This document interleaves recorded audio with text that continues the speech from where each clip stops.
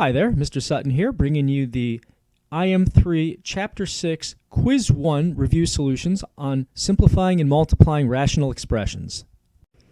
To simplify this rational expression, since we have more than just a monomial in that denominator, we're actually going to try factoring that, see if there's any common factors, because we can't cancel anything out unless it's being multiplied by something else.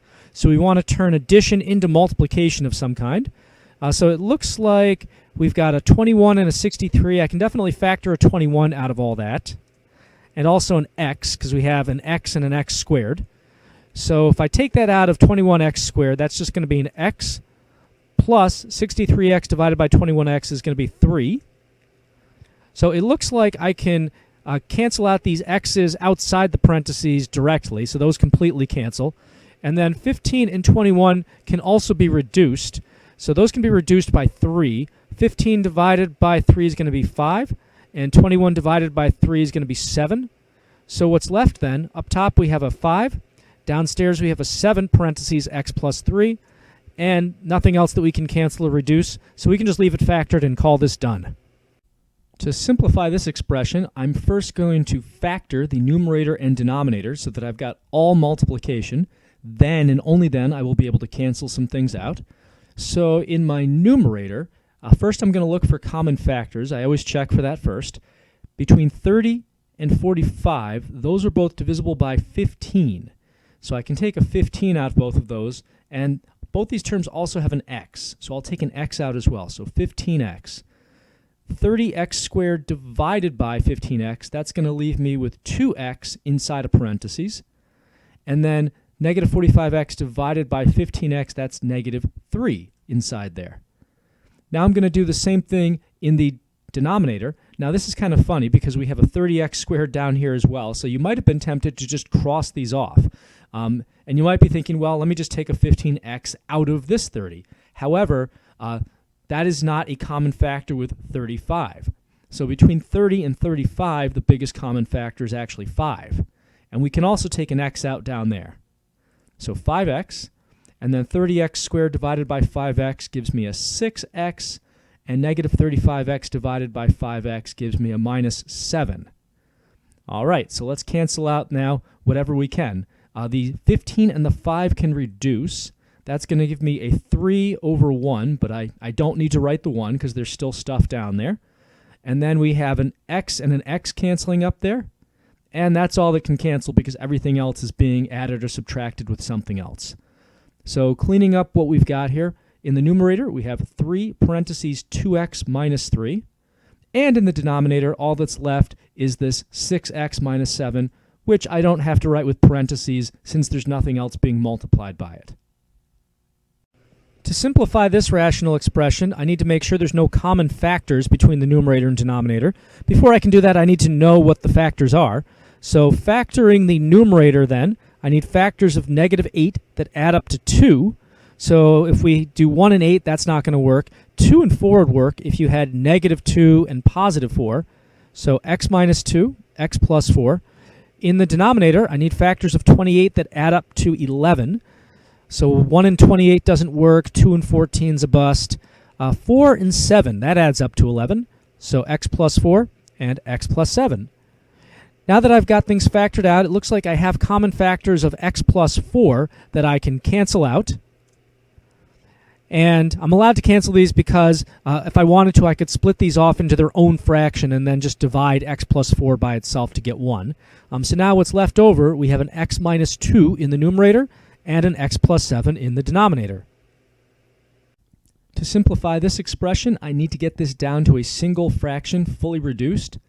Before I go ahead and multiply this together though, and I would just multiply straight across here, I'm going to go ahead and reduce whatever I can.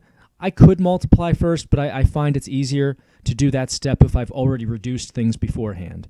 So let's take a look at our numbers first. 16 and 20, those are both divisible by 4, so I can reduce those by 4. That'll give me a 4 over 5. And now for the x's, I can reduce those as well. Subtracting my exponents, 9 minus 3 is giving me an x to the 6. And since the bigger exponent was in the numerator, my x to the 6th is going to be left over in the numerator. In the denominator now, that x to the third is just a 1. So multiplying straight across, in the numerator we've got x to the sixth times 4, so 4x to the sixth. And in the denominator, all that's left is this 5. To simplify by multiplying this together, it's a good idea to first factor and cancel out whatever you can, because you're going to have to do that eventually anyway, even if you multiply first. So in the upper left here, it looks like I can take a 5 out of there. That leaves me with an x minus 2. And then in the lower right, I can take out an x, leaving me with an x minus 2.